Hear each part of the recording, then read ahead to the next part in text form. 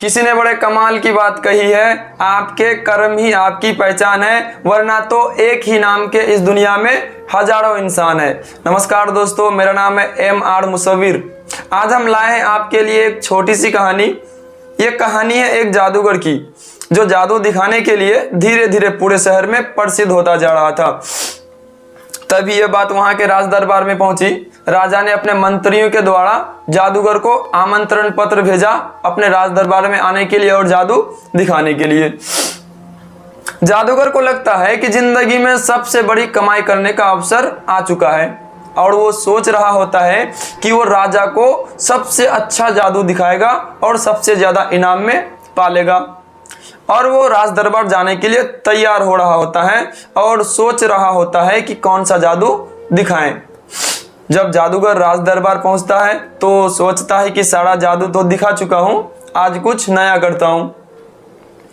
तब जादूगर अपना जादू दिखाना शुरू करता है तो राजा का मुकुट ही गायब कर देता है।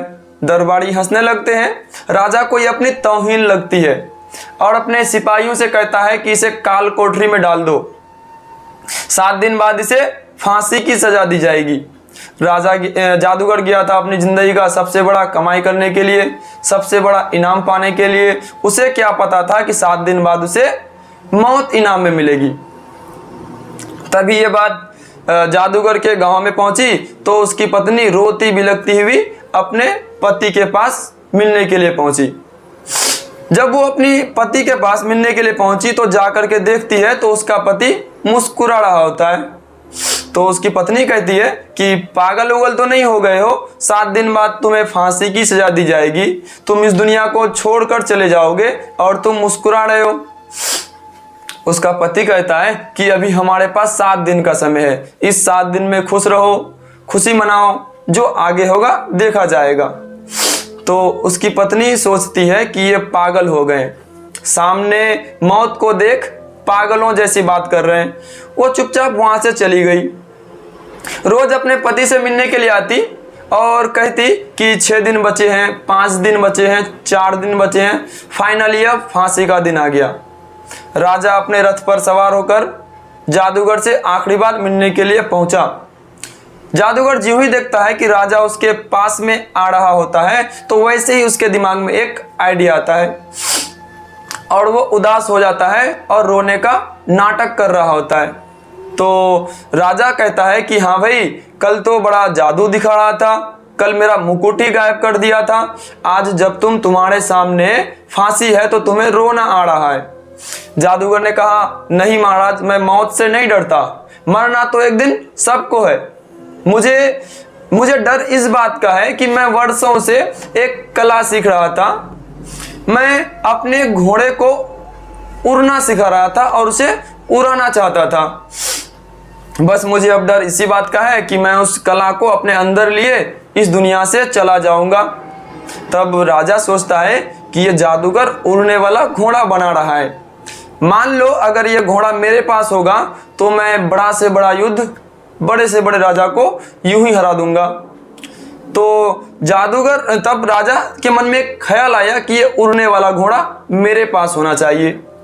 और वो जादूगर से कहता है कि एक काम करो, मैं तुम्हें 1 साल का समय देता हूं। अगर तुमने इस 1 साल के अंदर वो उड़ने वाला घोड़ा हमको बना के दिया तो हम तुमको बरी कर देंगे। अगर 1 साल बाद भी तुमने वो उड़ने वाला घोड़ा हमको बना के नहीं दिया तो हम तुमको फांसी की सजा दे देंगे। तब तक 1 साल के लिए जादूगर को बरी कर दिया गया। जादूगर सीधा अपने घर पहुंचता है। जाकर के देखता है तो मातम छाया हुआ है। सारे रिश्तेदार आए हुए हैं, पड़ोसी आए हुए हैं। उसकी पत्नी बिलख बिलख के रो रही है। जैसे ही अपने पति को देखा तो खुश हो गई और सारे लोग खुशी मनाने लगे।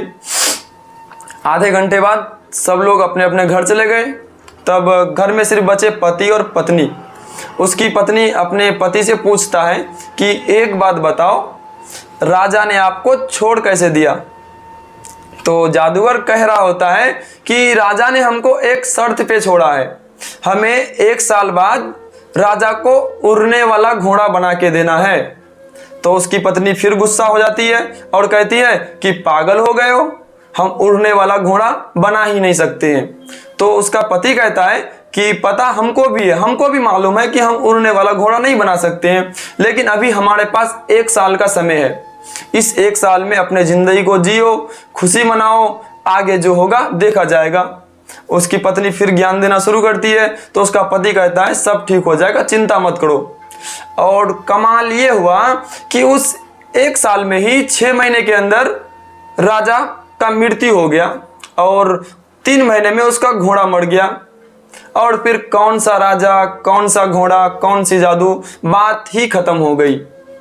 छोटी सी कहानी है, लेकिन इससे हमको सीख मिलता है कि जिंदगी में हम में से बहुत सारे लोग आज में खुश नहीं है।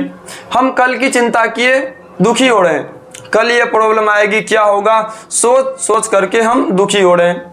आज हमारे पास सब कुछ है, मुस्कान है, फैमिली है, सब है, फिर भी हम दुखी हैं। हम कल की चिंता करके अपने आज को खराब कर रहे हैं, बर्बाद कर रहे हैं। इस छोटी सी कहानी से हमें यह सीख मिलता है कि आगे जो होगा देखा जाएगा। जिंदगी में ये फंडा भी बड़ा काम आता है। रियल लाइफ आपसे फिर एक बार कहना चाहेगा, आज में जिए, आज में रहें, आज में मुस्कुराएं। आगे जो होगा वो आपके कर्म ही डिसाइड करेंगे। आखिर में मेरी यही बात, हम सब के मालिक ऊपर वाले के आशीर्वाद के साथ और अपनी संघर्ष और अपने माता पिता के दुआओं के साथ आप बनो कुछ ऐसा जो दुनिया बनना चाहे आपके जैसा।